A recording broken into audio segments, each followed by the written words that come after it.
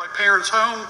After my parents passed away, as their only child, I became the executor of their estate and caretaker for their now vacant home. I was preparing the home for sale and showing it to an interested buyer on the evening of August 22nd, 2017, when I realized the house was occupied and I was not able to gain access to the property.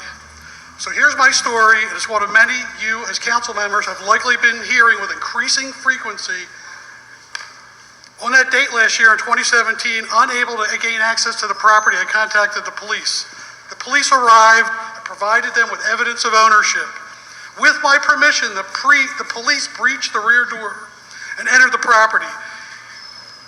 On entering the property, the police found 3 occupants that included 2 adults and 1 minor child.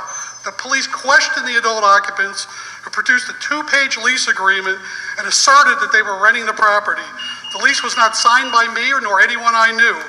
For the record, even to an uninformed layperson, the lease agreement looked fairly deficient. For the more educated in rental matters, the lease agreement did not even remotely contain all the necessary clauses to lease property in the city of Philadelphia.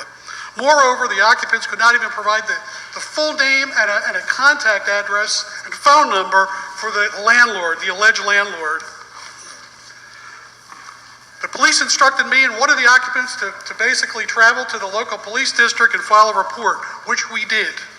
Despite my mother's deed and my proof of ownership, the police felt there was nothing more they could do about the illegal trespass into my parents' house and said to pursue it as a civil matter through the court system.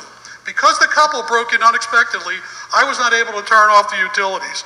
Moreover, the utilities would not be willing to shut off for any reason at that point. By the time the couple left, over 7 months later, and only after receiving formal court notice from the Sheriff's Department in March of 2018, the estate incurred in excess of $4,400 in expenses. In addition, the couple left the house a mess, and they certainly didn't leave me with a forwarding address. I have no way to contact them, nor do I have any way to file a claim in the courts or seek any restitution against them. So there currently is nothing in place to effectively address this issue timely and comprehensively, thereby allowing harm to continue unchecked. As an analogy, the problem is akin to a cancer, and it's plaguing the occupants, the homeowners, and the citizens of this city. Similar to a spreading cancer, the condition is rampant, epidemic, needs to be taken. There's an action that needs to be taken, and basically the remedy is this ordinance or this bill that you're being considered.